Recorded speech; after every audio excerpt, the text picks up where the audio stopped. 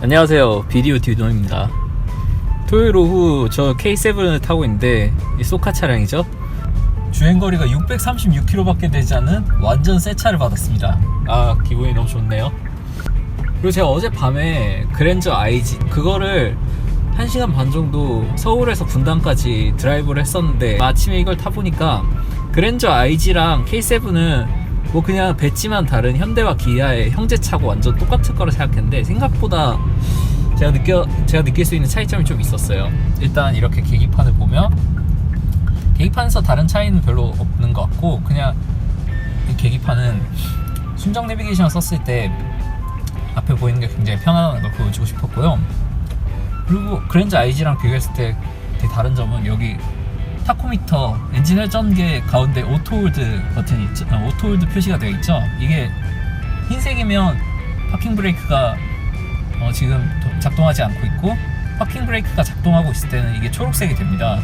그래서 한마디로 오토홀드가 적용됐다는 건데요. 그랜저 IG는 이 등급에 따라서 다르겠지만 LPG 차였었는데 소카는 오토홀드 기능이 없는 차량을 사용하고 있습니다. 다만 근데 K7은 오토홀드가 있죠. 일단 스티어링 휠 디자인 보면 굉장히 고급스럽게 느껴집니다. 이게 이렇게 가운데 은색으로 금속 부품이 들어가서 좀 더 고급감을 살려주는 것 같고요. 그리고 여기 아래쪽에 기어봉이 확실히 다른데, 왼쪽에 엄지손가락으로 버튼을 누르는 방식의 기어봉을 쓰고 있는데, 그랜저는 좀 더 뭉툭하게 주먹 모양으로 있고, 권총에서 방아쇠를 당기듯 검지로 스위치를 작동하는 방식을 채용하고 있습니다.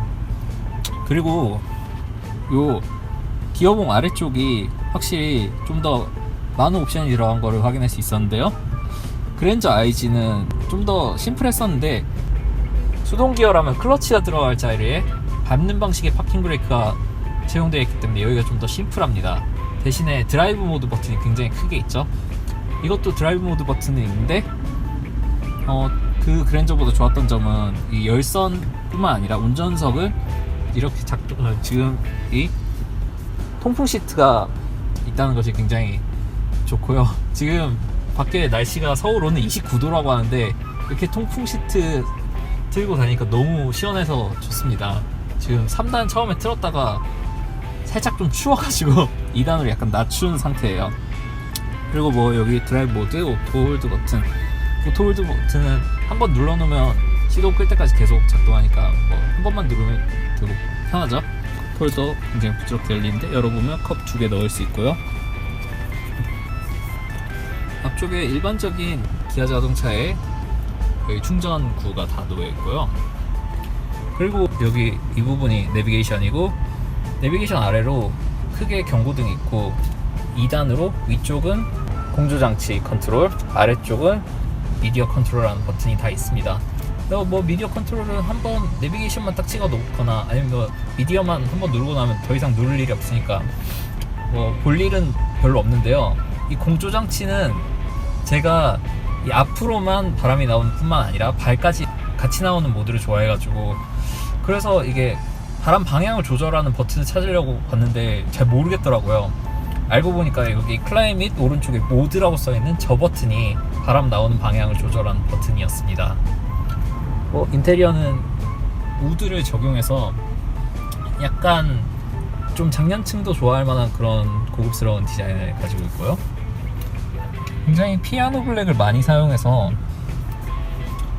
고급스럽습니다. 전체적으로 하이패스는 이거는 들어가 있지는 않은 모델이고요. 대신에 소카의 하이패스가 저기 앞에 있는 것을 볼 수 있습니다. 계기판 디자인은 충분히 고급스럽고 시인성이 좋다는 것이 만족스럽습니다. 지금까지 안쪽에서 불만 딱 한 가지는 저기 모드라고 써있어가지고 바람 버튼을 조절하는 게 사람 모양 돼 있고, 원래 바람 모양으로 바람 나오는 방향 화살표 돼 있고 그렇죠. 그렇지 않다는 게 하나까지 좀 아쉽긴 합니다. 여기 왼쪽에 창문 조절하는 버튼이 그랜저랑 똑같지만 앞쪽 좌석은 좌우 다 오토 다운과 오토 업이 다 있는 타입입니다. T5도 업이 있었나요? 하여간 오토 업이 있어야지 더 편하긴 하죠. 주행 모드는 컴포트와 스포트, 에코 이렇게 세 가지가 있습니다. 틀어놓고 잠깐 달려볼 텐데요. 제가 이 차를 잠깐 타면서 느낀 점이, 다른 차는 에코로 놓으면 확실히 좀 출력이 많이 제한되고 좀 잘 안 나간다는 느낌을 많이 받았었는데, 이 차는 에코로 넣어도 생각보다 좀 출력 제한을 별로 안 하고 툭툭 잘 튀어나가는 그런 타입인 것 같습니다. 스포트로 바꿨을 때는 역시 저단을 유지하면서 엔진 회전수를 높게 가지고 가는 걸 보여주고 있는데요. 스포트든 아니든 분명히 승차감은 엄청나게 부드럽고, 또 차가 굉장히 가볍게 느껴지게 잘 나가는 타입인 것 같습니다. 엔진은 확인해보지 않았는데 아마 3000cc 6기통 V6 엔진을 사용하는 앞바퀴 굴림인 것 같고요. 이 차는 제가 확인 안 해봤었는데 아마 6단 자동 기어가 적용된 것 같습니다. 왜냐면 어제 그랜저 IG를 탔을 때 6단이었거든요. 요즘 가솔린 K7 그랜저는 전륜구동도 다 8단을 채용하고 있죠. 근데 이렇게 LPG 모델은 아직까지는 6단을 채용하고 있습니다. 그리고 LPG에서 좀 아쉬운 게, 특히 저는 연비를 많이 중시하는데요. 기름값이 아깝거나 뭐 그렇다기보다도 연비를 이렇게 보여줘야지 내가 얼마나 부드럽고 친환경적으로 운전하고 있는지 그거를 게임하는 느낌이 들어가지고 더 좋아하는데, 이 LPG는 순간 연비와 평균 연비, 이런 연비 정보는 보여줄 수가 없습니다. 이게 기술적으로 불가능하다고 하는데요. 그래가지고 연비 정보가 없는 것은 좀 아쉬운 면입니다. 뭐 대신에 애초에 LPG는 연료비가 많이 드는 차가 아니기 때문에 연비를 생각할 필요는 없다는 점에서 뭐 조금의 아쉬움은 덜어지는 면이 있습니다. K7 인테리어 굉장히 고급스럽고요. 2009년쯤이었나요? 1세대 K7이 나왔을 때 멋진 디자인이 굉장히 마음에 들었었는데, 한 가지 좀 제일 아쉬운 게 인테리어 디자인이 생각보다 고급스럽지 않다는 느낌이 많이 받았어요. 한마디로 안 예뻤죠. 그렇지만 지금의 K7은 뭐 충분히 인테리어도 많이 예쁜 것 같습니다. 가장 이 내부에서 마음에 드는 거는 이렇게 스티어링 휠이 예쁜 것 같아요. 이렇게 가운데 경적 부분이 크게 동그랗게 딱 있고, 이게 실제 스티칭은 아니지만 스티칭 느낌이 나도록 플라스틱을 잘 해놓은 것도 마음에 듭니다. 전조등 당연히 오토고요. 하이빔도 아마 오토 하이빔이 적용되어 있을 것 같습니다.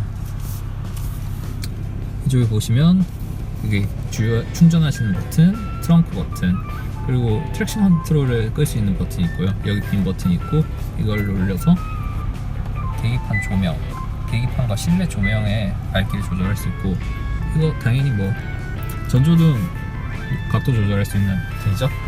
그리고 일단 지금 아까 635km였는데 639km가 됐네요. 새 차라서 너무 좋습니다.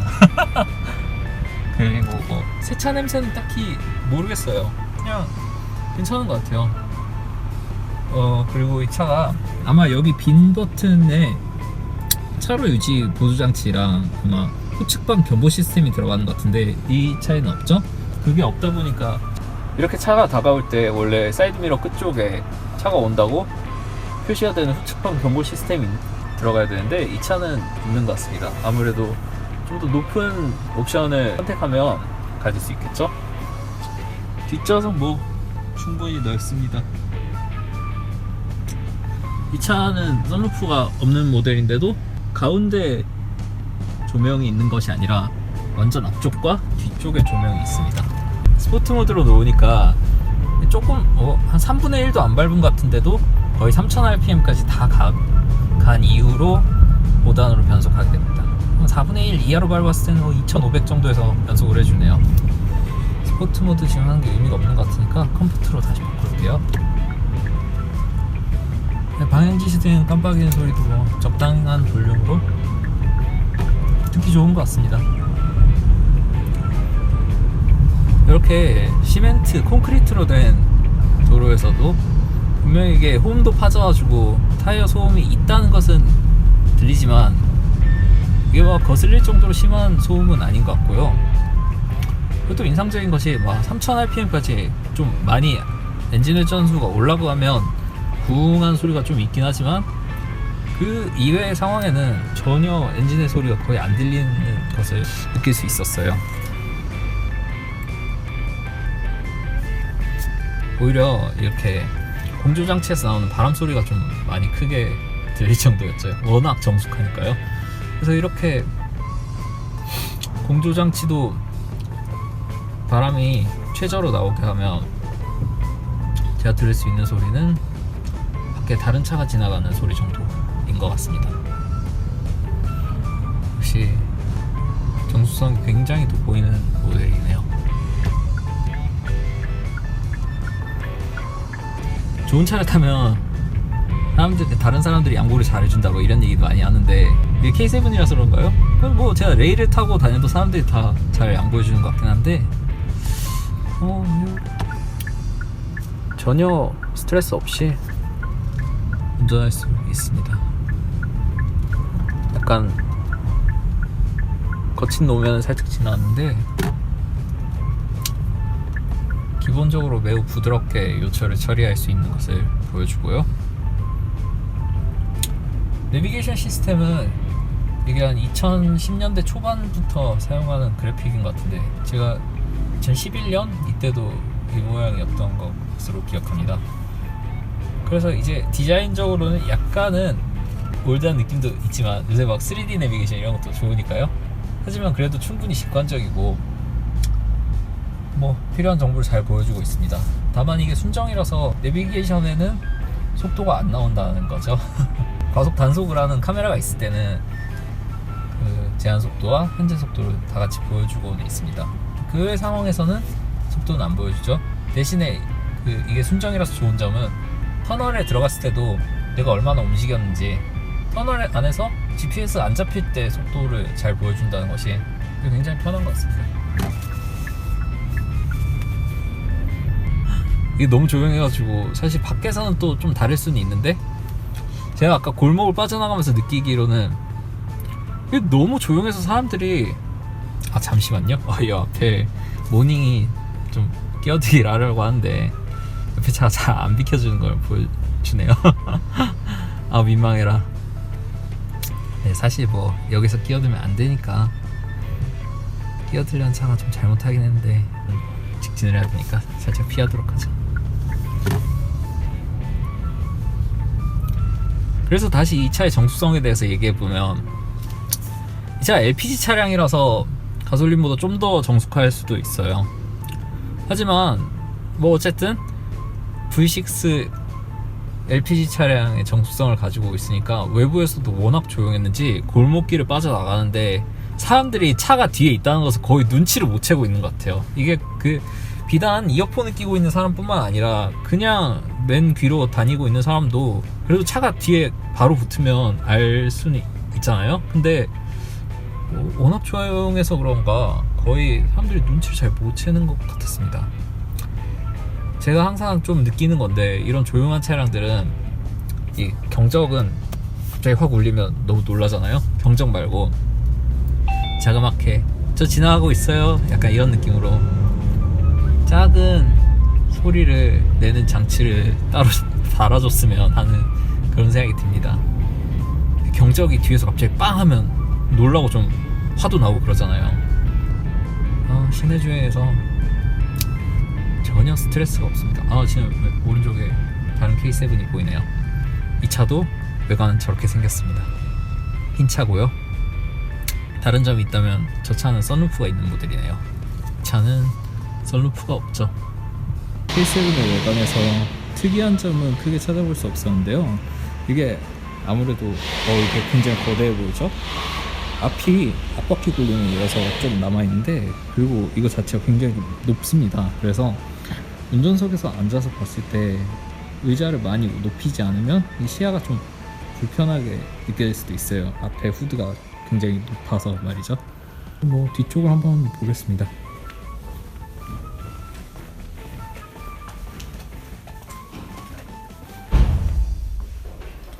이쪽은 이게 번호판이 아래에 있는데, 그래서 트렁크 손잡이가 원래 번호판이 있는데 위쪽에 이렇게 있죠? 거기 있고 여기 가운데 카메라 오른쪽에 이 부분에 트렁크 연 스위치가 있어요. 듀얼 배기파이프가 있고, 헤드램프에 Z자 모양으로 주간 주행등이 있는 게 디자인의 특징인 것 같습니다. 그리고 헤드램프가 약간 어둡게 처리되어 있어가지고 좀 더 고급스러운 멋을 더해주는 것 같습니다. 225mm 폭에 17인치 휠이 적용되어 있습니다. 정리를 하자면 K7의 주행은 뭐 이런 것 같습니다. 전륜구동 최고의 고급형 모델답게 부드럽고 고급스러운 승차감과 스트레스 없는 주행, 그리고 최고 수준의 정숙성을 보여주고 있는 것 같습니다. 한 가지 아쉬운 점은 이렇게 서 있을 때는 ISG가 작동해서 엔진을 멈추는 것도 있었으면 좋겠는데, 이게 LPG라서 그런지 그런 장치는 없는 것 같고요. 지금 아슬란이 단종되긴 했지만 현대는 그랜저 위로도 상급 모델로 아슬란이 있었죠.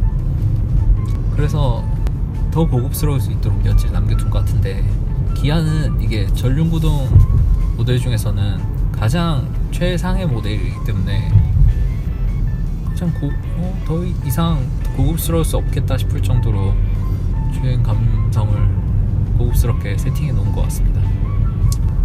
네, 그럼 지금까지 기아 자동차의 K7 3.0 6기통 LPG 모델을 만나봤습니다. 이 차는 소카고요.